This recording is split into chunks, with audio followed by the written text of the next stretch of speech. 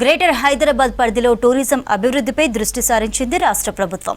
Tank bund పరిసర ప్రాంతాలు టూరిస్టులను మరింతగా ఆకట్టుకునేలా తీర్చిదిద్దేందుకు సిద్ధమవుతోంది సర్కార్. ట్యాంక్ బండ్ నుంచి నెక్లెస్ రోడ్ను కలుపుతూ స్కైవే, రోప్ వేలు నిర్మించనున్నారు. కాంగ్రెస్ ప్రభుత్వం బుద్ధ పూర్ణిమ మాస్టర్ ప్లాన్పై దృష్టి సారించింది. ఇదే అంశాన్ని సీఎం రేవంత్ రెడ్డి దృష్టికి తీసుకువెళ్లగా గ్రీన్ సిగ్నల్ ఇచ్చినట్టు తెలుస్తోంది.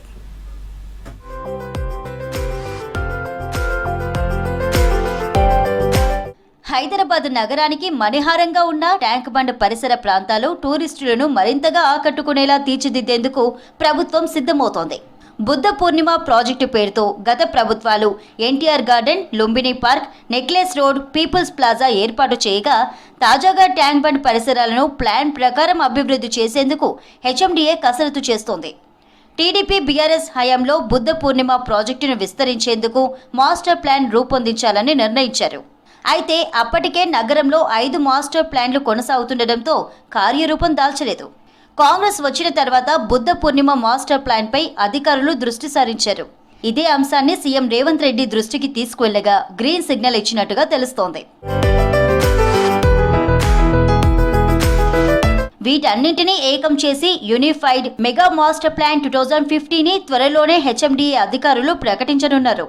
ఈ మాస్టర్ ప్లాన్తో సంబంధం లేకుండా బుద్ధ పూర్ణిమ మాస్టర్ ప్లాన్ రూపొందించాలని హెచ్ఎండిఏ నిర్ణయించింది.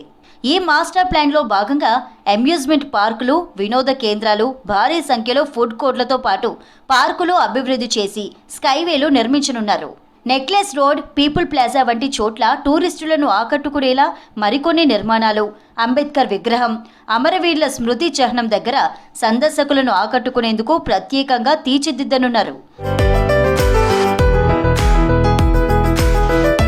ట్యాంక్ బండ్ నుంచి నెక్లెస్ రోడ్ను కలుపుతూ స్కైవే, రోప్ వేలతో పాటు బోట్ షికార్లు వంటి అనేక వినోద కేంద్రాలను నిర్మించాలని ప్రతిపాదనలున్నట్లు అధికారులు తెలిపారు.